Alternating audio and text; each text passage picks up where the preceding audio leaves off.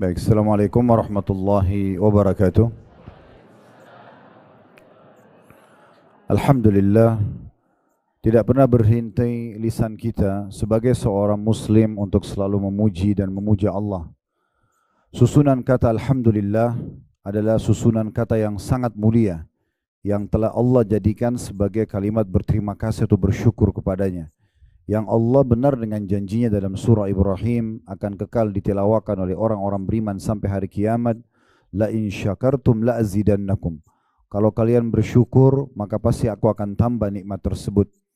Sudah sangat wajar kalau kita ditanya apakah Anda ingin nikmat itu bertambah atau bertahan, pasti kita mengatakan iya.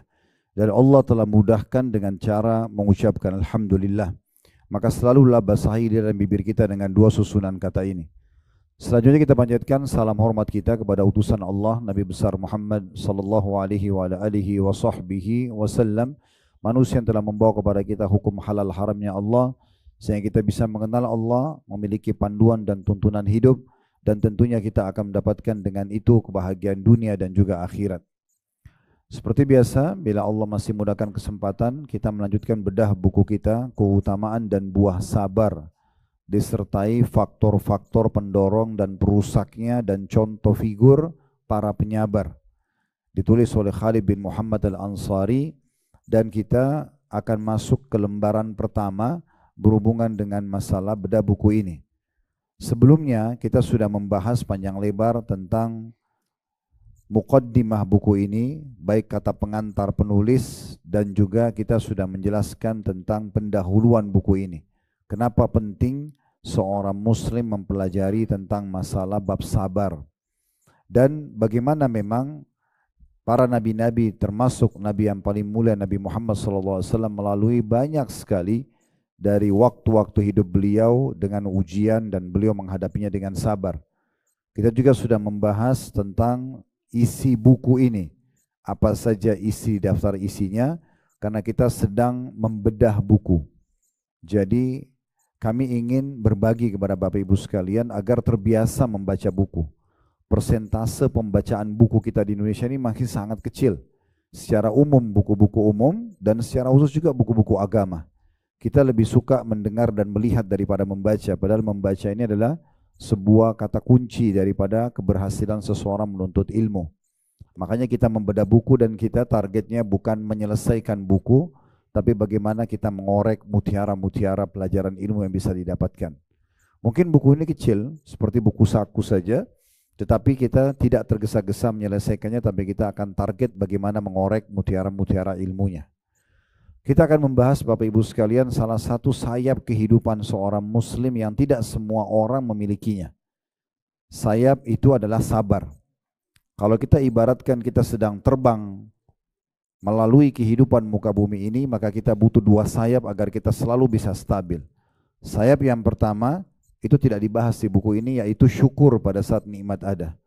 Apapun yang Bapak Ibu rasakan dari nikmat-nikmat yang Allah berikan, kecil ataupun besar, agar dia bisa bertahan dan bertambah, kita syukuri. Sebagaimana tadi sudah kita jelaskan di pembukaan kita. Allah berfirman dalam surah Ibrahim, la in syakartum la azidannakum. Kalau kalian bersyukur maka pasti aku akan tambah. Namun sayap ini tidak bisa stabil kalau hanya sendirian.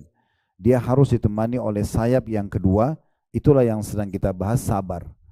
Jadi kalau ada ujian-ujian, kita harus bersabar. Dua sayap ini harus berimbang. Kalau Bapak Ibu ada nikmat bersyukur, lagi ada makanan, ada minuman, ada pekerjaan, ada pendapatan, ada kesehatan, ada keluarga, pasangan hidup, keturunan, dan seterusnya, kita bersyukur. Tapi di saat Allah datangkan ujian, kena penyakit, ditipu orang, ya, atau ada masalah-masalah yang sedang dihadapin misalnya, kemudian dia tidak bersabar, maka hidupnya tidak akan stabil. Karena dia seakan-akan tidak faham kalau ada sistem yang sudah Allah buat memang di muka bumi ini semua berpasang-pasangan. Ada muda, ada tua, ada lapar, ada kenyang, ada hidup, ada mati, ada laki-laki, ada perempuan, ada sehat, ada sakit. Semua ini berpasang-pasangan. Kalau kita faham ini adalah sebuah sistem yang sudah Allah buat, maka sebagaimana kita lapar, kita pasti akan kenyang juga kalau makan. Sebagaimana kita sakit, kita juga akan sehat. Sebagaimana kita muda, kita juga akan tua. Sebagaimana kita hidup, kita akan meninggal. Nah, seperti itulah kurang lebih. Nah, sama juga sebagaimana kita dapat nikmat, kita juga akan dapat ujiannya. Ini sampai di akhirat nanti. Akhirat nanti ada surga, ada neraka. Maka semua ini berpasang-pasangan. Kalau ada juga orang sebaliknya, dia ada ujian nih, miskin, susah hidupnya, dia sabar, dia laluin. Tapi begitu Allah bukain pintu rezeki, dia malah kufur. Mirip dengan kisah Qarun dari kaumnya Nabi Musa. Biasa di Indonesia kita bilang harta karun ya. Itu diambil dari Qarun. Allah sebutkan dalam Al-Quran, Qarun adalah dari kaumnya Nabi Musa. Dulu orang miskin, susah hidupnya. Dan termasuk orang yang taat kepada Allah. Kemudian dia berkata kepada Nabi Musa alaihissalam, tolong Nabiullah, mohonlah kepada Allah agar saya dibukakan pintu rezeki. Lalu Nabi Musa doakan dan ternyata Allah berikan dia keterampilan bisa mengelola emas. Sehingga menjadi seorang ahli emas dan perhiasan. Dan menjadi orang kaya raya. Sampai digambarkan dalam Al-Quran, kunci gudang emasnya saja, kuncinya saja, itu harus dipikul dengan beberapa orang laki-laki. Biasanya kita kunci kecil. Tapi dia Qarun karena gudangnya sangat besar, kuncinya aja dipikul oleh beberapa orang laki-laki untuk membuka gudang itu, saking beratnya dan besarnya. Dan dia setelah diberikan nikmat malah kufur. Malah tidak mau keluarin zakat, malah dia konspirasi sama Fir'aun untuk membunuh Nabi Musa alaihissalam. Sehingga akhirnya Allah benamkan dia bersama dengan seluruh hartanya. Di masa hidupnya, Fir'aun menyaksikan dan mengetahui beritanya dan orang-orang beriman dari Bani Israel juga tahu itu, dibenamkan. Makanya biasa kita bilang kalau harta tertimbun itu harta Qarun, karena dia memang ditimbun oleh Allah Subhanahu wa taala. Sebagian Bani Israel setelah ditimbun istanahnya sama Qarunnya, mereka berusaha menggali, mau mencari di mana hartanya. Lalu Nabi Musa alaihissalam menginformasikan kalau Allah sudah menakdirkan hartanya tidak akan pernah ditemukan selamanya. Sudah Allah timbun semuanya. Semenjak itu tidak ada lagi orang yang mencari hartanya Qarun. Tapi ini contoh orang pada saat ada ujian dia bersabar, tapi begitu dibukakan pintu rezeki malah dia kufur. Malah dia kufur. Kita harusnya bersangka baik kepada Allah Subhanahu wa taala. Di saat Allah bukakan pintu rezeki yang luas dan kita bisa gunakan di atas ketaatan, berarti itu sebuah nikmat. Tapi di saat Allah berikan rezeki ternyata kita kufur kepada Allah, maka ini berarti musibah buat kita, ya. Saya pernah punya pengalaman dengan seorang teman saya, rahimahullah, beliau sudah meninggal. Orangnya sangat soleh. Setiap azan di masjid selalu beribadah kepada Allah Subhanahu wa taala, luar biasa gitu. Dari masih kami bujang dulu sampai sudah berumah tangga, sampai beliau punya anak mantu, ya, sampai meninggal, subhanallah. Saya diperlihatkan oleh Allah Subhanahu wa taala keadaan ekonomi beliau susah sekali. Sampai kadang-kadang ada pendapatan, ada tidak, istrinya pun harus jualan makanan dan pakaian misalnya untuk membantu roda rumah tangga mereka. Saya terus bertanya-tanya, ada apa sebenarnya? Kenapa Allah belum bukain pintu rezeki orang ini? Secara teori agama, kalau orang itu beriman dan beramal soleh harusnya mendapatkan rezeki, kan gitu. Maksudnya di sini adalah punya harta yang cukup untuk dia biaya keluarganya gitu. Saya terus saja bertanya-tanya sampai satu waktu saya ada program diundang oleh satu kelompok kaum muslimin gitu di kota beliau untuk tabligh akbar. Kemudian saya ke sana, dia bersama-sama dengan saya waktu mau tinggalkan kota itu ke kota yang lainnya. Kami naik mobil lewat darat gitu.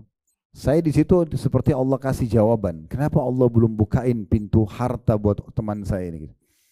Pas kami jalan dan kebetulan waktu itu mobil, kami rental mobil Avanza waktu itu kami sewa. Kemudian naik mobil itu menuju ke kota yang satu karena di sana ada bandaranya. Kemudian duduk di mobil itu kami ngobrol biasa saja. Tiba-tiba ada satu orang ugal-ugalan, Bapak Ibu sekalian, bawa balap-balap mobilnya, dan saking kencangnya mobil itu sampai mobil yang kami tunggang ini goyang gitu ya. Terus saya lihat, oh ya sudahlah, ini orang begitu sifatnya, mau diapakan? Tidak mungkin kita turun menegurnya segala macam. Semoga Allah kasih hidayah. Tapi saya kaget teman saya ini tiba-tiba mencaci maki orang itu. Keluar semua tutur kata yang saya belum pernah dengar semenjak saya kenal beliau gitu, ya. Terus saya tiba-tiba kayak dapat jawaban, subhanallah, mungkin karena ini Allah belum bukain pintu hartanya. Dia baru naik mobil rental saja sama saya sudah bisa caci maki orang macam-macam gitu ya. Bagaimana kalau dia punya mobil sendiri? Mungkin Allah justru pertahankan keadaan dia demi kebaikan dia. Dengan dia tetap dalam kondisi sebegitu itu, imannya tidak terganggu. Nah, ada sebagian orang begitu ya. Makanya dalam sebuah hadis disebutkan, Allah berfirman kepada para malaikat yang membagi rezeki, lapangkan rezekinya hambaku si fulan, karena kalau kau lapangkan dia makin mendekatkan diri kepadaku. Dan tahan atau batasi rezekinya si fulan, karena kalau kau buka dia akan kufur kepadaku. Jadi seperti itu kurang lebih gambarannya. Nah, Bapak Ibu sekalian, kita kembali kepada sayap ini. kita harusnya berimbang. Ada nikmat bersyukur, ada ujian bersabar. Dan ini sunnatullah, sistem. Sebagaimana kita rasa nikmat, kita juga akan rasakan ujian. Tidak akan pernah ada satupun orang di antara kita tidak diuji. Nggak mungkin. Siapa di antara kita di sini yang tidak pernah ditipu oleh orang? Ada? Coba angkat tangan, saya mau kasih mikrofon cerita pengalaman. Saya umur 30 tahun tidak pernah ditipu orang. Ada? Hah? Ada di sini yang tidak pernah sakit? Sakit kepala misalnya, sakit gigi, keseleo. Ya. Ada orang di sini yang tidak pernah digosipin oleh orang? Ya. Ada orang di sini yang pernah diutangin orang semuanya bayar? Hah? Ada? Atau tidak dibayar? Berarti ujian itu ada kan? Dan bukan kita sendiri, semua orang diuji. Nah di saat itu kita butuh sebuah perangkat yang terbaik, itulah sabar. Itulah sabar. Dari mana dibutuhkan? Dan sabar ini hanya ada di waktu itu saja. Di waktu sedang ada ujian. Dan sabar kita akan bahas definisinya sebentar lagi. Dan bagian-bagian sabar, kita harus sabar dalam poin apa saja. Itu yang akan menjadi bahasan kita pada kesempatan ini insya Allah. Tapi sabar itu kalau kita ringkaskan sebenarnya, dia bagaimana Bapak Ibu bisa menerima takdir dan keputusan Allah yang sedang ditentukan kepada kita. Dan kita tetap ikhtiar mencari jalan keluar sesuai dengan syariat Allah. Jadi misalnya Bapak Ibu bangun pagi hari flu, sakit, kita sabar, jangan langsung berkeluh kesah dan tidak perlu mencari alasan, 1001 alasan untuk menyalahkan apapun di sekitar kita. Kalau seandainya semalam saya tidak kecilin AC-nya, misalnya dari 20 sampai ke 16 derajat misalnya, maka saya tidak akan flu. Nggak bisa kita bahasakan itu karena sudah flu. Ya. Kalau semalam saya tidur pakai baju lebih tebal, mungkin saya tidak akan flu, misal, atau apalah 1001 alasan kita cari. Sekarang masalahnya sudah flu. Tugas kita ujian sedang datang, bersabar. Berarti kita terima dulu, oh Allah lagi uji saya. Kemudian ikhtiar cari jalan keluar. Minum obat, minum teh hangat, itu namanya sabar. Ya. Ada orang utang, dia nggak bayar. Kita tagih. Pada saat kita tagih dia belum bayar, sabar di saat itu. Apa sabar itu? Oh Allah lagi uji saya melalui orang ini. Kita sabar. Lalu tetap ikhtiar. Boleh kita tetap tagih ya, kepada dia.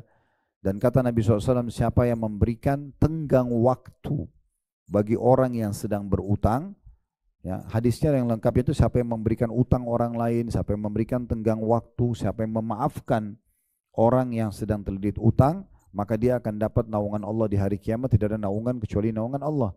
Dia kejar keutamaan itu misalnya, dia tetap bersabar, maka itu poinnya. Kalau dia berkeluh kesah, dia seakan-akan tidak bisa menerima apa yang sedang Allah ujikan kepada dia. Toh juga harus datang kepada dia pada saat itu. Ibu kalau sudah datang ujian dan Bapak sekalian, kita keluh kesah atau tidak tetap harus kita lalui. Mau nggak mau. Makanya kata Umar radhiyallahu anhu, orang yang sedang diuji oleh Allah terdua keadaan. Yang pertama dia terima, yang kedua tidak terima. Kalau orang yang terima ujian itu, maka dia akan dapat pahala karena dia ridho dengan ketentuan Tuhannya. Dia akan mudah melaluinya dan dia akan dapat jalan keluarnya. Yang kedua adalah orang yang tidak bisa terima. Maka dia akan berdosa karena dia protes keputusan Tuhannya.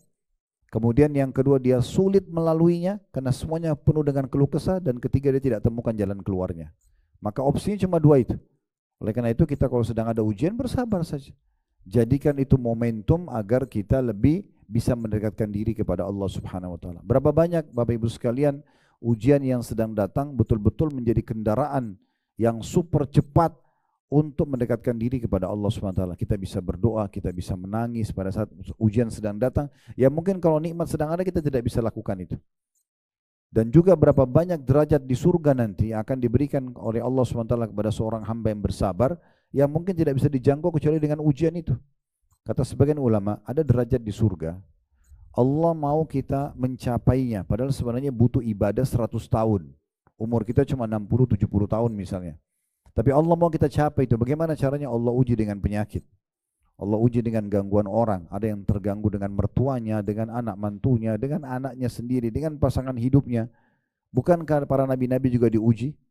Bayangkan kalau kita di posisi Nabi Nuh dan Nabi Lut, bapak-bapak di sini misalnya. Nabi Nuh sama Nabi Lut, dua orang yang sangat soleh. Allah mengutuskan dalam Al-Quran itu.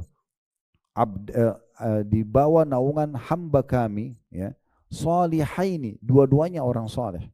Nuh dan Lut. Tapi dua-duanya Allah uji dengan istri yang tidak mau beriman.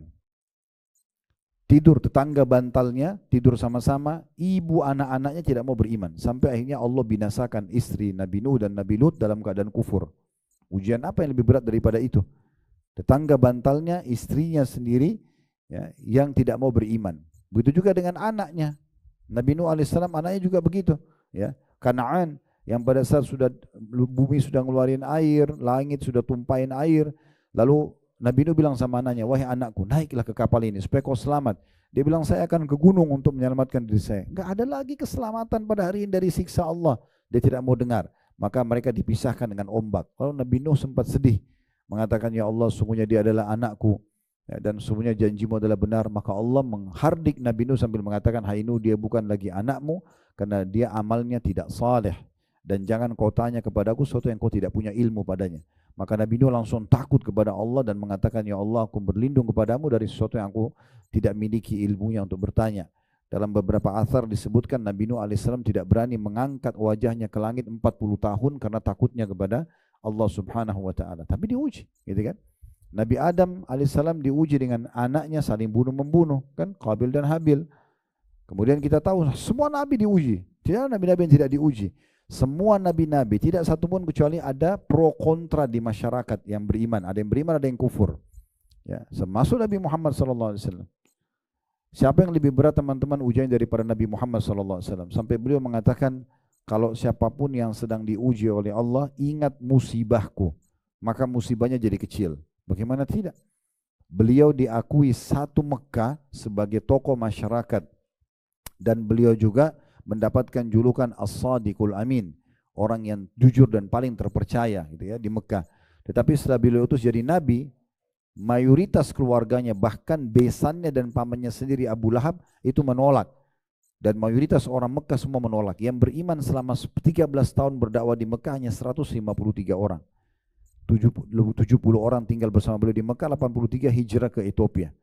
Dan pada saat itu dituduh penyamun, penyihir. Beliau tidak sangka kalau akan ditolak. Padahal beliau orang yang sangat sempurna secara fisik, sempurna jalur nasabnya, orang yang punya kedudukan, orang kaya raya di Mekah. Tapi subhanallah ditolak, gitu kan? Makanya waktu beliau bertemu dengan Waraqah bin Naufal, ini seorang pendeta Nasrani yang sudah lama menunggu kenabian, nabi terakhir di Mekah. Sepupunya Khadijah radhiyallahu anha ajma'in. Maka setelah kejadian menerima Iqra bismi rabbikal ladzi khalaq, 5 ayat pertama surah Al-Alaq di Jabal Nur, gunung cahaya di Gua Hira, maka Nabi SAW ketemu dengan Jibril dengan postur aslinya sebagai malaikat, lalu beliau ketakutan karena belum pernah lihat itu sebelumnya. Pas pulang ke rumah beliau ceritakan kepada Khadijah, Khadijah pun membawa beliau bertemu dengan sepupunya yang bernama Waraqah bin Naufal, seorang pendeta Nasrani yang sudah lama menunggu ada nabi terakhir yang akan keluar di Mekah. Waktu Nabi SAW ceritakan, kata Waraqah bin Naufal, wahai Muhammad, sesungguhnya telah datang kepadamu An-Namusul Akbar. Ini maksudnya malaikat yang bersayap yang pernah datang kepada Musa. Dan tidak ada orang yang diutus sepertimu kecuali pasti akan diusir oleh kaumnya. Dan aku nanti kalau hidup di masa itu, aku akan menjadi pendukungmu. Pertanyaan pertama Nabi SAW, apakah mereka akan mengusirku? Karena Nabi tahu satu Mekah semua hormatin beliau. Semua memuliakan beliau. Beliau terkenal tokoh masyarakat, orang kaya raya, orangnya sangat tampan, sempurna secara fisik. Orang tidak ada kekurangannya. Maka kata Waraqah bin Naufal, tidak ada seorang pun yang diutus sepertimu kecuali pasti akan diusir oleh kaumnya. Ya, itu ujian. Ujian selanjutnya meninggal dari 7 orang anak Nabi SAW, 3 laki-laki, Qasim, Abdullah dan Ibrahim, serta anak perempuannya Ruqayyah, Ummu Kalthum, Zainab dan Fatimah. 7 orang ini, 6 orang meninggal di masa hidup beliau. Kita bisa bayangkan kalau orang tua punya anak 7, 6-6-nya meninggal di masa hidupnya. Cuma satu yang hidup, ya, yang meninggal 1 tahun setelah Nabi SAW meninggal, itulah Fatimah. Yang lain semua meninggal di masa hidup Nabi SAW. Sampai Nabi berharap anak laki-lakinya bisa melanjutkan estafet dakwah Islam ini, tapi Allah uji dengan berbeda. Qasim meninggal masih kecil, adiknya Abdullah meninggal masih kecil, Ibrahim juga meninggal masih kecil. Waktu meninggal Ibrahim terakhir anaknya, laki-laki, maka beliau sambil meneteskan air mata, tapi tidak menangis, mengeluarkan suara. Karena nangis itu keluaran suara namanya niyaha, ya, dilarang kita teriak-teriak atau apa. Nah, nanti dari sini air mata sambil beliau mengatakan, Sesungguhnya wahai Ibrahim, kami sedih berpisah denganmu, tapi lisan kami tidak akan mengucapkan apa yang telah Tuhan kami ridhoi kepada kami. Maka meninggal di masa hidup beliau. Di Mekah beliau disiksa oleh kaumnya sampai diusir dari kampung halamannya. Kita tahu bagaimana pedihnya orang diusir dari kampung halaman. Di Madinah setelah punya kerajaan, punya pasukan, ya, sudah menjadi punya kekuatan lah, sudah menjadi pemimpin di Madinah, dinobatkan jadi raja. Masih aja orang-orang munafik ya menyalah-nyalahkan beliau. Setiap turun wahyu dikatakan, masa sih benar, selalu dibantah-bantah. Sampai sebelum beliau meninggal pun masih diganggu oleh orang-orang munafik, gitu kan. Jadi memang dalam kehidupan itu banyak sekali ujian. Nabi SAW juga sakit. Kalau Bapak Ibu baca sebelum meninggal, beliau demam berhari-hari. Dan saking panasnya badan beliau, itu sampai beliau minta didatangkan beberapa ember air untuk diguyurkan ke badan beliau. Ya, saking panasnya tubuhnya gitu kan, sallallahu alaihi wasallam. Jadi banyak ujian-ujian. Di perang Uhud beliau sempat dihantam pundaknya oleh Ibnu Qami'ah, pedang dengan sangat keras sampai beliau mengatakan saya rasakan sakitnya selama sebulan. Pelipis beliau berdarah, gigi beliau sempat pecah di perang Uhud, gitu kan. Jadi ada ujian yang datang. Dan kata Nabi SAW untuk ditanya oleh seorang sahabat, siapa orang yang paling berat ujiannya? Beliau mengatakan para nabi-nabi. Lalu kemudian orang-orang yang mendekati iman para nabi-nabi. Dan orang akan diuji sesuai dengan kadar keimanannya. Kalau imannya kuat, ujiannya juga berat. Kalau imannya lemah, maka juga sesuai dengan kadar imannya, gitu kan. Dan beliau mengatakan, tetapi setiap ujian, setiap balasan akan diberikan sesuai dengan kadar besarnya ujian tersebut. Artinya makin berat ujian, maka makin besar ya pahala yang akan didapatkan. Di sini jangan Bapak Ibu bayangkan ujian itu berarti saya akan diuji sesuatu yang orang lain tidak diuji. Bukan begitu maksudnya. Waktu Nabi SAW lagi demam, beliau pakai selimut membungkus badannya, kemudian ada satu sahabat yang sempat memegang selimut beliau dan panasnya itu tembus di atas selimut itu. Maka orang itu mengatakan, ya Rasulullah, Anda demam tapi belum pernah demam seperti saya, belum pernah lihat ada orang sedemam ini gitu, ya, seperti ini. Maka kata Nabi SAW, iya, kami memang diujikan 2 kali lipat apa yang diujikan untuk kalian. Jadi kalau misalnya kita itu demamnya 3 hari atau 1 minggu, Nabi itu bisa 2 kali lipat waktunya. Mungkin kalau kita suhunya 40, mungkin Nabi lebih banyak daripada itu. Ya, beliau mengatakan kami diuji 2 kali lipat. Artinya ujian yang datang lebih berat secara volume saja ya, tapi mungkin jenisnya sama, gitu kan? Jenisnya sama kayak demam, flu, tapi orang-orang beriman lebih lama ujiannya itu. Tujuannya untuk menambah pahala mereka dan juga derajat mereka di surga. Dan seperti itulah. Maka para sahabat mengatakan, ya Rasulullah, kalau Anda diuji sampai 2 kali lipat dari apa yang diujikan kepada kami, berarti Anda juga akan dapat double pahala. Kata Nabi SAW, benar. Dan ketahuilah, orang-orang yang paling berat ujiannya adalah para nabi-nabi. Baru kemudian datang orang-orang setelahnya. Nah seperti itu gambaran tentang masalah kesabaran dalam pembukaan apa yang kita ingin sampaikan. Saya akan bacakan di lembaran pertama, ditulis itu judulnya lembaran pertama, kalau yang pegang bukunya di halaman 7. Ya. Definisi sabar dan pembagiannya. Kita akan bahas 2, apa itu sabar dan juga pembagiannya. Kita harus sabar dalam hal apa saja. Sabar secara etimologi atau bahasa adalah mengendalikan dan menahan. Termasuk dalam makna ini adalah firman Allah Subhanahu wa taala dalam surah Al-Kahfi ayat 28 yang bunyinya wasbir nafsaka ma'al ladina yad'una rabbahum bil ghadati wal 'ashyi yuriduna wajha. Al-ayah. Dan bersabarlah engkau hai Muhammad bersama orang-orang yang menyeru Tuhan mereka di pagi dan senja hari dengan mengharapkan wajahnya atau yang ikhlas kepadanya. Maknanya, tahanlah dirimu bersama mereka dalam memberi pengajaran. Maka sabar kesimpulannya adalah mengendalikan diri dari sikap gundah dan murka serta mengendalikan lidah dari berkeluh kesah. Ini penyampaian penulis tentang masalah definisi ya, sabar dan disampaikan secara etimologi atau bahasa. Jadi bagaimana kita begitu ada keadaan yang datang membutuhkan kesabaran, kita langsung mengontrol emosi kita, mengontrol lisan kita. Ya. Sebagian ulama mengatakan kalau ada orang sedang diuji oleh Allah, lalu dia bicara kepada selain ahlinya. Misalnya Bapak Ibu sakit, kemudian Bapak Ibu sampaikan kepada semua orang. Dia bukan ahlinya, bukan dokter. Berarti Anda seperti sedang mengeluhkan Tuhan Anda yang sedang menguji Anda. Ya. Itu juga kalau tentu kalau kita bicara dengan ahlinya tidak masalah. Ibu lagi sakit dan bapak sekalian lalu datang sama dokter konsultasi. Ibu lagi dan bapak lagi ada masalah agama, konsultasi pada ustadz misalnya atau ustazah, itu tidak ada masalah. Tapi bicara dengan bukan ahlinya, dia tidak paham apa-apa, ibu dan bapak cuma mau curhat sama dia, berarti ini seakan-akan mengeluhkan Tuhan Allah Subhanahu wa taala yang sedang mendatangkan ujian tersebut. Maka berarti kita tidak sabar. Sabar itu berarti kita bisa menerima keputusan Allah, terutama dengan tidak mengeluhkan apa yang sudah Allah ujikan kepada kita, kepada manusia yang tidak bisa memberikan apa-apa. Banyak orang subhanallah membebankan orang tuanya misalnya. Setiap ada masalah cerita sama orang tuanya. Orang tuanya manusia juga. Tentu jadi beban buat mereka. Bahkan banyak anak-anak tidak sadar mereka durhaka dengan orang tuanya dengan cara menceritakan permasalahannya pada orang tuanya. Orang tuanya terus kepikiran tentang masalah tersebut. Kenapa dia nggak bersabar, terima, sambil ikhtiar cari jalan keluar.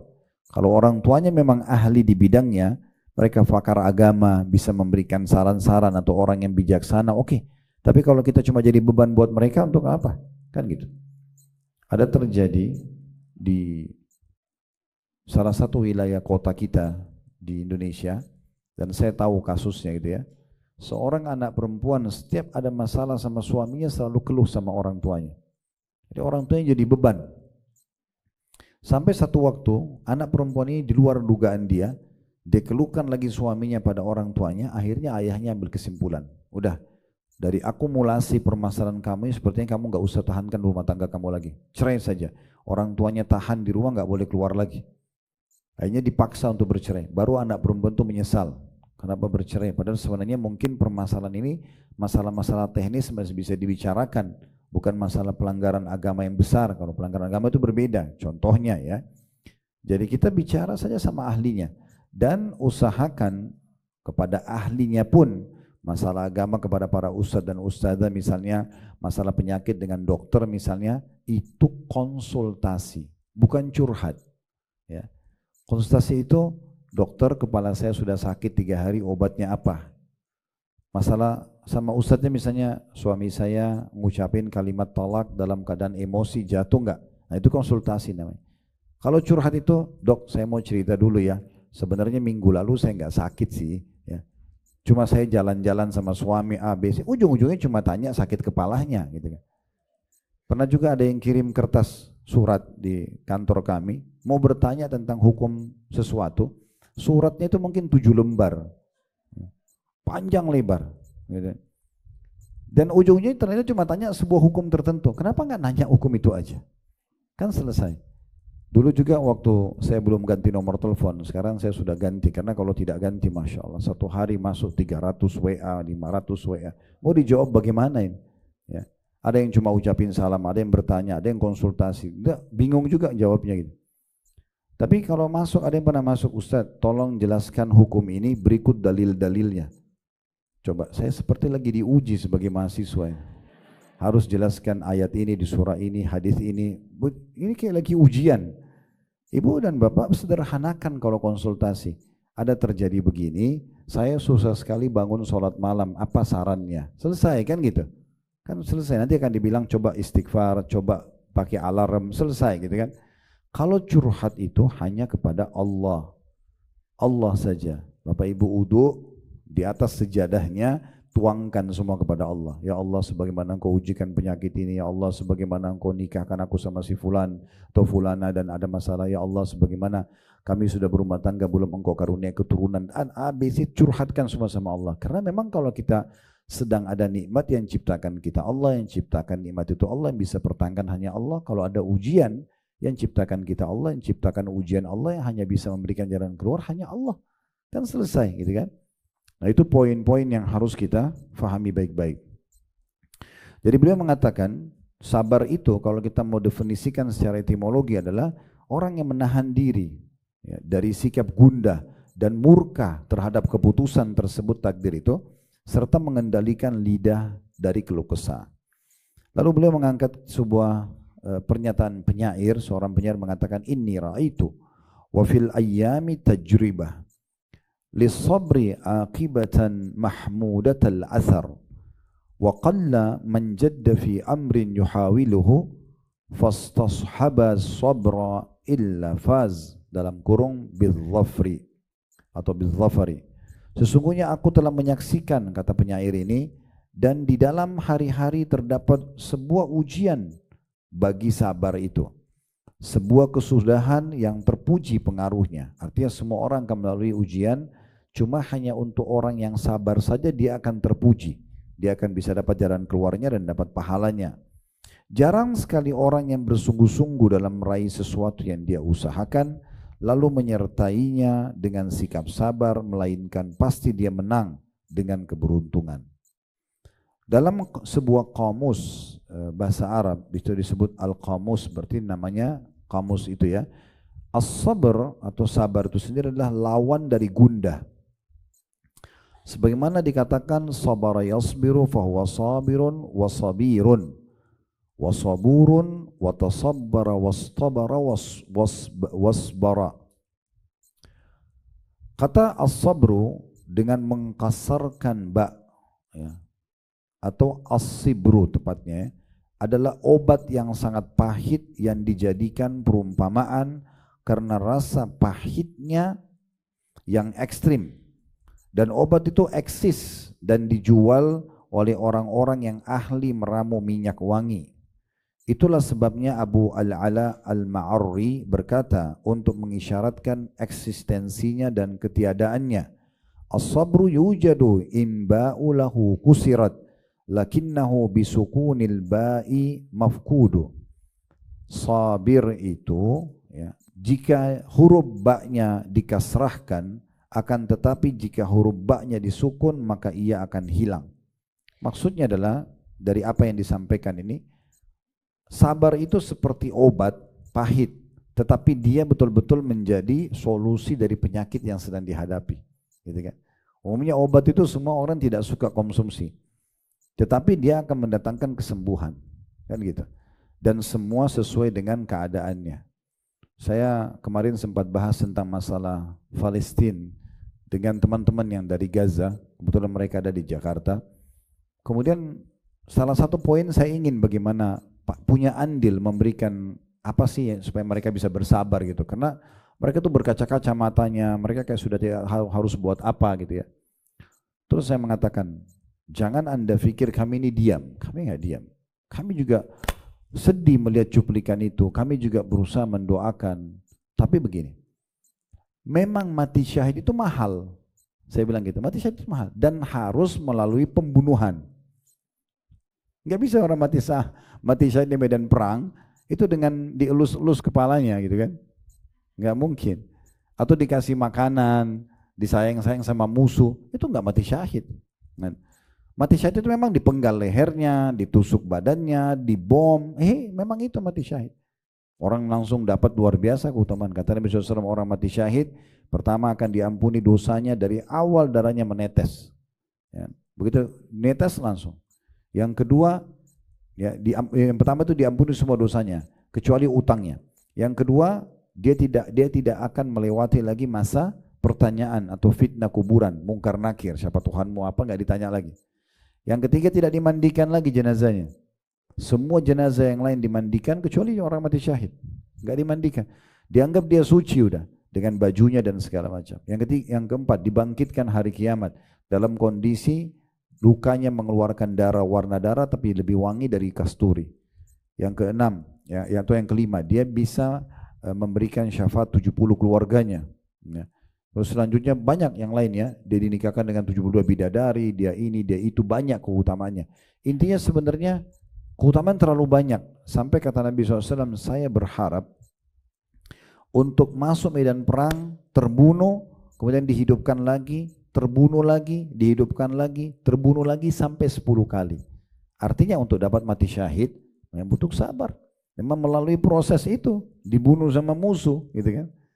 Tapi Nabi SAW sampaikan berita gembira kepada kita bagi orang yang mau mati syahid itu kan. Dan semoga Allah karuniakan kita kan. Toh juga kita akan mati gitu kan. Kata Nabi SAW, semua orang mati syahid tidak akan merasakan sakit kecuali seperti cubitan saja.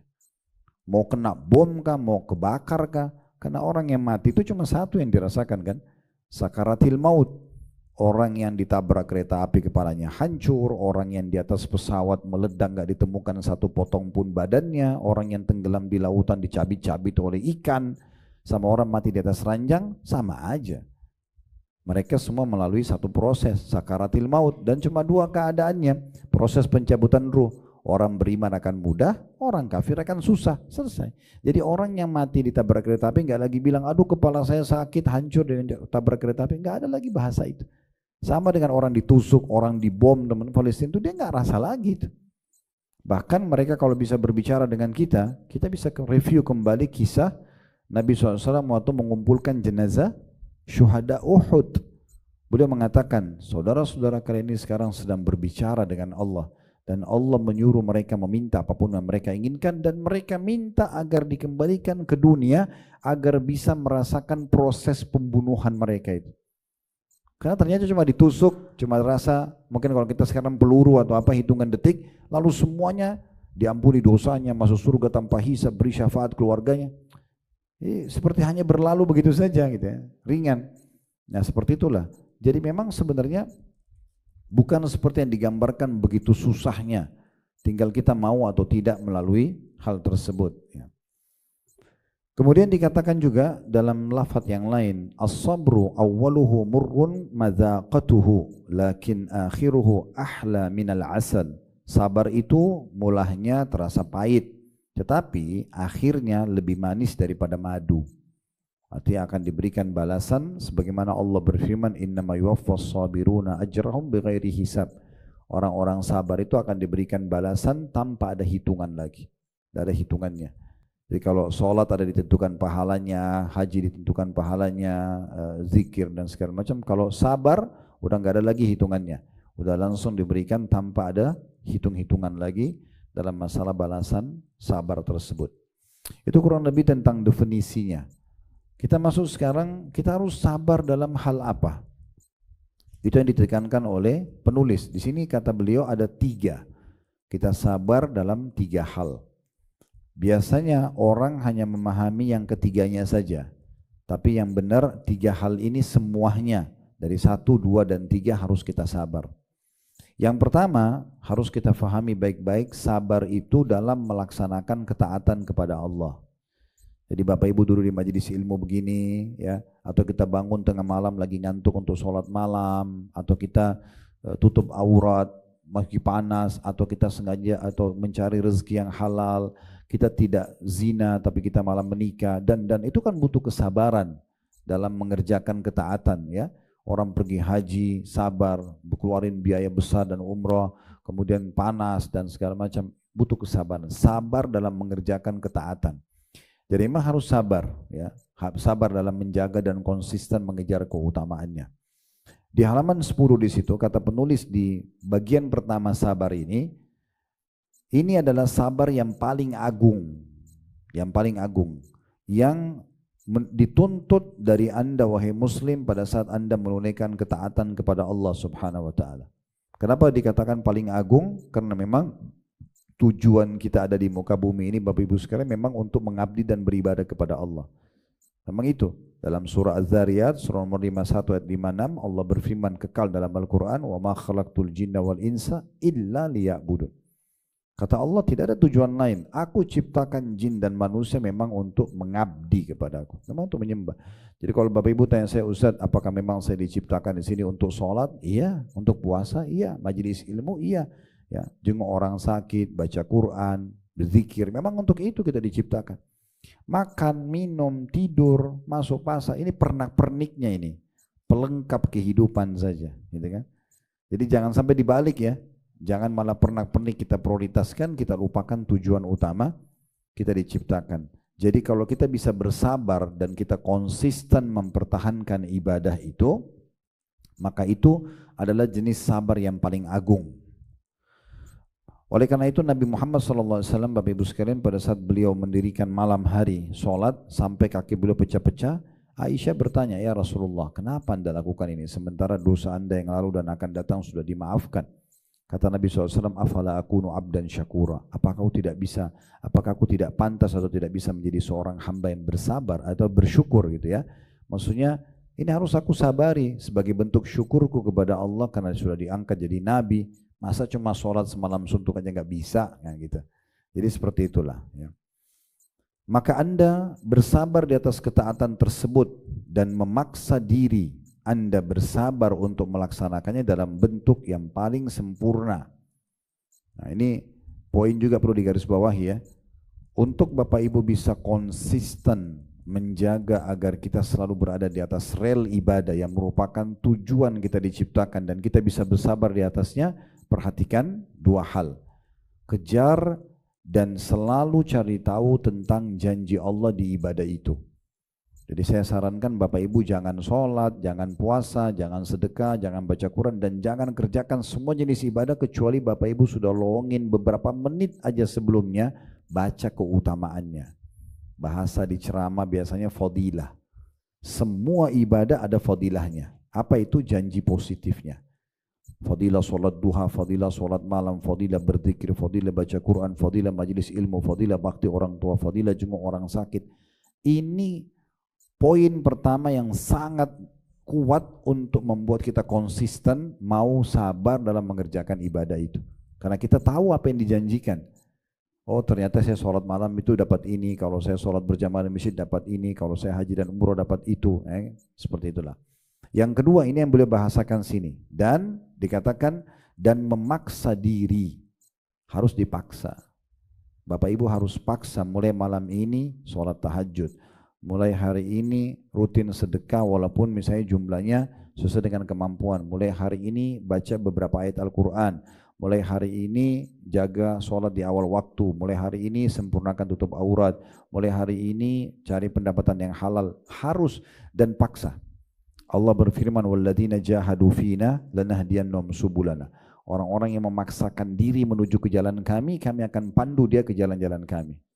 Ingat, syaitan nggak mau buku amal Bapak Ibu terisi catatan di waktu itu. Dan uniknya, ibadah ini Bapak Ibu sekalian kalau luput sekali dari Anda, nggak bisa Anda perbaiki. Contoh misal tadi kita sholat asar, kita sholat awal waktu misalnya. Anggap ada teman kita yang masbuk 1 rakaat. Pahala orang yang dapat dari awal takbiratul ihram imam sama yang datang masbuk 1 rakaat beda. Yang masbuk 2 rakaat beda, yang masbuk 3 rakaat beda, pahalanya beda. Masing-masing ada pahala sendiri. Tapi orang yang masbuk 1 rakaat tidak bisa dia nego sama imam. Imam berhenti dulu, imam mulai dari takbiratul ihram aja supaya dicatat pahala saya juga dari awal. Karena 2 iftitah sudah luput, awal-awal ayat Al-Fatihah luput gitu kan. Tidak bisa, sekali luput sudah mungkin. Saya pernah ceramah di beberapa masjid, saya sampaikan terutama bapak-bapak, selama Allah masih kasih kesempatan Anda berada di saf pertama masjid, itu jangan sia-siakan. Karena saf pertama itu kata Nabi SAW, kalau manusia mengetahui apa yang Allah janjikan di azan dan saf pertama, kemudian mereka tidak bisa dapatkan kecuali mereka saling berundi, maka mereka pasti akan berundi. Dalam riwayat lain, kalau mereka tidak bisa mendapatkan kecuali datang dalam kondisi merangkak, maka mereka akan merangkak, saking besarnya keutamaannya. Nah, saf pertama ini berlaku kapan? Hanya pada saat diiqomahkan sholat sampai selesai salam. Itu waktunya saja. Kalau sudah salam, ada orang yang di saf kedua mau masuk di saf pertama, enggak dapat keutamaan itu. Jadi keutamanya hanya di situ saja, di waktu itu saja. Tadi malam tahajud ya tadi malam saja waktunya. Lewat kita nggak tahajud berarti sudah lewat malam tadi malam, dicatat sampai hari kiamat buku itu kosong dari sholat malam di waktu itu, tidak bisa kita perbaiki. Kita tinggal bisa nanti malam lagi, tapi malam sebelumnya sudah nggak bisa, sudah nggak bisa. Nah itu bahayanya kalau kita luput dari ibadah. Beda dengan dosa ya. Kalau kita buat dosa, naudzubillah 1 tahun kita buat dosa, kita taubat di tahun yang kedua bersih semuanya 1 tahun itu. Tapi amal soleh nggak bisa. Ini nanti membedakan derajat kita di surga. Siapa yang paling peka, bersabar, konsisten dan memaksakan diri untuk selalu menjaga ibadah tersebut. Nah itu orang yang paling tinggi nanti derajatnya di surga. Ya, ini poin tentang masalah itu. Lalu ditutup di sabar yang pertama ini perkataan Syekh Islam Ibnu Taimiyah rahimahullah. Beliau mengatakan bersabar dalam menunaikan ketaatan itu lebih sempurna daripada bersabar dalam menjauhi apa-apa yang diharamkan. Jadi komitmen menyibukkan diri dengan amal soleh itu lebih utama daripada meninggalkan dosa gitu ya. Dan insya Allah kalau Bapak Ibu sibukkan diri dengan ibadah, dari ibadah ke ibadah lagi, dan kita sabar, konsisten menjaganya, maka secara otomatis ya maksiat itu akan terhindari dengan sendirinya. Sabar yang kedua, jadi sabar yang pertama sabar dalam ketaatan kepada Allah. Sabar yang kedua, sabar dalam menjauhi kemaksiatan. Nah, setiap orang di antara kita pasti ada peluang untuk melakukan dosa, pasti dalam hidupnya. Peluangnya banyak sekali, mau menipu, mau berbohong, mau menipu, mau gosipin orang, fitnah, mencuri, berzina, membunuh, banyak sekali peluangnya, kita bisa lakukan semua. Nah, di saat tugas kita, di saat syaitan membisikkannya, sabar. Kita tahu ini haram, jangan dikerjakan, tinggalkan saja, ya. Jadi jangan malah diiyakan syaitan itu. Ini jenis sabar yang kedua. Kata beliau, sungguh Allah Ta'ala telah menyebutkan berbagai macam kemaksiatan dalam firman-Nya dalam surah An-Nahl ayat 90, wa yanha 'anil fahsya'i wal munkari wal baghi. Allah melarang dari perbuatan keji, kemungkaran dan kezaliman. Semua jenis pelanggaran agama tidak boleh dilakukan sama sekali. Oleh karena itu, alangkah butuhnya seorang hamba kepada kesabaran pada saat dia diuji dengan kemaksiatan. Ya, diuji dengan peluang untuk menipu, untuk mengambil uang haram, untuk ini dan itu, segala macam hal lah, peluang apapun yang datang, selama kita tahu agama larang, tolak, sabar gitu ya, jangan diiyakan. Dan insya Allah itu dengan kita menolak, kita cuma butuh tolakan, setelah itu insya Allah akan berjalan dengan baik semuanya. Jadi setan akan terus membisikkan, dan setan itu jeli melihat di mana kelemahan kita. Kalau kita lemahnya di sholat, ya sholat yang diganggu. Kalau kita lemahnya di lawan jenis, ya lawan jenis. Kalau kita lemahnya di harta, ya harta gitu ya. Jadi oleh karena itu Bapak Ibu introspeksi diri sendiri masing-masing. Kalau dalam setiap jenis ibadah ini, kira-kira mana yang paling lemah? Atau dari perbuatan dosa ini, kira-kira dosa mana yang saya paling gampang digoda oleh setan nih? Nah, perkuat bentengnya di situ. Ya. Karena kalau kuat bentengnya, itu setannya nggak bisa goda kita. Ibarat kalau misalnya setan itu ular, selama kita tidak buat pagar di rumah kita, dia bisa masuk. Atau kalau kita buat pagar dari kayu tapi rapuh, dia masih bisa lubangin. Tapi kalau dinding rumah kita atau pagar rumah kita dari besi yang kuat, dia tidak bisa tembus, maka mungkin tidak bisa dia mengganggu kita. Ya. Dan ingat, saya sarankan selalu hilangkan persepsi ini ya. Karena sering saya dengar di masyarakat kita, godaan setannya berat banget. Mana setannya? Memang Bapak Ibu lihat setannya. Lebih berat temannya yang manusia di sebelah, gitu kan? Setan nggak kelihatan, dia cuma bisikin, dia cuma munculkan keinginan, tinggal kita tolak saja, kan gitu harusnya.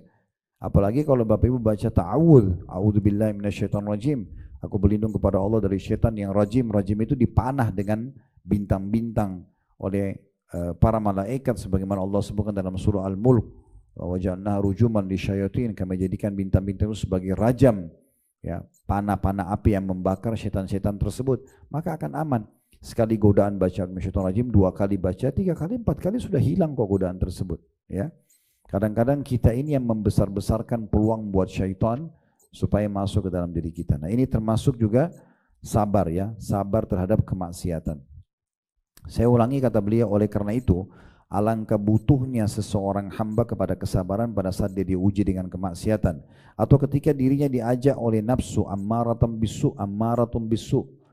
Jadi ada 2 godaan dalam diri kita ya, ada godaan syaitan dari luar, dan ada dalam jiwa kita, diri kita ini ada potensi namanya ammaratun bisu, jiwa yang terdorong untuk buat maksiat. Itu ada potensinya Allah ciptakan, sebagaimana ada potensi untuk berbuat ketaatan. Ini sering saya sampaikan di pengajian. Kan yang sering menyesatkan manusia, siapa namanya? Siapa namanya? Masa satu masjid nggak ada yang tahu? Ya, iblis ya. Bukan syaitan lagi, pimpinannya syaitan, iblis kan. Oke. Sekarang waktu iblis disuruh sujud oleh Allah kepada Adam dan dia tidak mau, siapa yang goda iblis? Itulah ammaratun bisu itu, dorongan keburukan dalam dirinya. Nah, ini yang biasa ditunggangi oleh syaitan untuk membuat kita maksiat kepada Allah. Jadi dalam diri kita ini ada potensi buat baik, ada potensi buat buruk, ada potensi jujur, ada potensi bohong gitu ya. Ada begitu, potensi itu ada. Allah menguji kita dengan itu. Nah, potensi yang baik ini kita selalu tunggangi untuk selalu kita semangat. Begitu ada bisikan saja untuk sholat, langsung kita segera. Nah gitu. Bisikan untuk malas sholat itu bisikan buruk, jangan diiyakan. Nah gitu. Nah ini namanya ammaratun bisu. Untuk melakukan maksiat, ya, di sini saya ulangi, oleh karena itu alangkah butuhnya seorang hamba kepada kesabaran pada saat dia diuji dengan kemaksiatan atau ketika dirinya diajak oleh nafsu ammaratun bisu untuk melakukan maksiat, lalu dia bersabar dan berharap pahala di sisi Allah. Seorang penyair mengatakan, wa idza aradka baliyatan fasbir laha, azumat baliyatu mubtala la yasbiru. Bila suatu petaka menimpamu, maka bersabarlah menghadapinya. Karena satu petaka akan semakin besar bagi orang yang tertimpa dan tidak bersabar. Yang terakhir, yang ketiga, yang kita harus sabar, Bapak Ibu sekalian, adalah sabar dalam ujian harian. Nah ini yang saya bilang tadi, kebanyakan kita mendefinisikan sabar hanya di sini. Ya, oh kalau sakit sabar, oh kalau diganggu orang sabar, itu benar. Tapi itu bagian yang ketiga, yang paling sederhana dari cara kita atau bagaimana kita menghadapi hidup ini dengan sabar. Jadi yang pertama yang paling berat itu justru sabar di atas ketaatan kepada Allah. Lalu sabar meninggalkan dosa, baru sabar dalam menghadapi ujian harian. Kata beliau, sabar menghadapi takdir, musibah dan cobaan pada saat Allah menentukan atas Anda dari ketetapan-ketetapan takdirnya yang dengannya dia berkeinginan untuk meringankan dosa-dosa Anda dan meninggikan derajat Anda. Jadi di sini penulis menyebutkan ujian yang datang itu dengan dua tujuan. Yang pertama, meringankan dosa-dosa. Karena kalau Bapak Ibu sabar, kalau ada ujian maka pembersihan dosa. Sesuai dengan hadis riwayat Muslim. Tidak ada yang menimpa seorang muslim dari capek, letih, gangguan orang, penyakit, duri yang menusuk tubuhnya kecuali jadi pembersihan dosa-dosanya. Jadi semua itu akan menjadi pembersihan dosa. Dan yang kedua, peninggian derajat.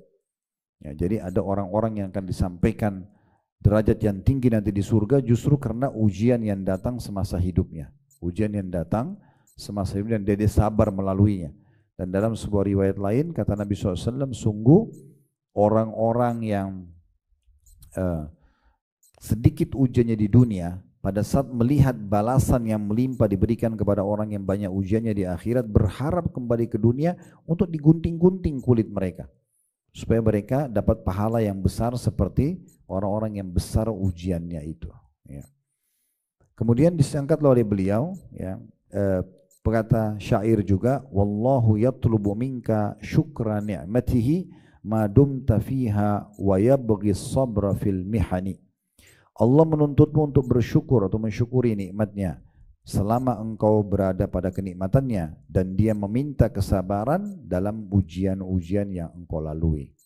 Jadi sebenarnya intinya semua orang akan diuji, maka laluilah dengan kesabaran. Dan sudah kami sebutkan tadi kata kuncinya, asal konsultasi pada ahlinya itu tidak mengganggu kesabaran. Tapi kalau Bapak Ibu keluh kesahkan kepada manusia, apalagi yang bukan ahlinya, berarti sama dengan mengeluh kesahkan Tuhan Anda. Dan seorang salafus saleh, sehingga saya perkataan Umar bin Khattab, kalau bukan Umar, Ali, salah satu sahabat mengatakan, sesungguhnya sabar itu ibarat kepala di jasad manusia. Kalau tidak ada kepala, tidak ada kehidupan. Nah seperti itulah sabar harus ada dalam kehidupan setiap orang di antara kita. Allahu a'lam. Ini bahasanya insya Allah Bapak Ibu sekalian. Kalau ada yang mau bertanya silahkan, nanti ditulis di kertas diberikan kepada tim ya. Dan kedepannya kita akan baca lembaran kedua, bagaimana Al-Quran menggambarkan sabar itu. Begitu juga nanti dikuatkan dengan lembaran yang ketiga, bagaimana sabar digambarkan dalam sunnah an-nabawiyah. Contoh-contohnya seperti itulah. Semoga Allah SWT ikhlaskan niat kita dan menjadikan kita yang selalu istiqomah di atas agamanya sampai ajal datang nanti, di atas kesempurnaan ilmu, amal saleh, dan juga ketaatan-ketaatan serta bertobat dari dosa-dosa kita. Dan semoga seluruh amal yang pernah kita kerjakan, yang sedang kita kerjakan, yang akan kita kerjakan sampai menjelang ajal nanti ditinggal dengan pahala yang sempurna. Dan juga semoga Allah selalu menjaga negara kita, keamanannya, ketentramannya, persatuannya dan kemerdekaannya. Dan Allah selalu berikan petunjuk yang sempurna kepada para pemimpin menjalankan tugas dan amanah dengan baik, menjaga persatuan, kesatuan dan kemerdekaan kita. serta juga menghalau Allah membatalkan semua niat-niat jahat dari orang-orang yang ingin keruntuhan dan kekacauan untuk negara kita dan agama kita ini. Dan semoga Allah SWT juga menolong saudara-saudara kita di Palestina. Allah berikan mereka kemerdekaan sebagaimana memberikan kepada kita, serta Allah juga menghancurkan musuh-musuh mereka yang sudah terlalu melampaui batas. Dan semoga Allah menyatukan kita semua di surga Firdaus yang tanpa hisab, mana disatukan dalam majlis ilmu yang mulia ini. Allahumma amin. Kalau ada benar dari Allah, maka bisa diamalkan dan diterima. Kalau ada salah dari saya, mohon dimaafkan. Subhanakallahumma bihamdika, asyhadu an la ilaha illa anta astaghfiruka wa atubu ilaik. Wa sallallahu ala nabiyyina Muhammadin wa alihi wa sahbihi wasallam wa akhiru da'wana alhamdulillahi rabbil alamin. Wassalamualaikum warahmatullahi wabarakatuh.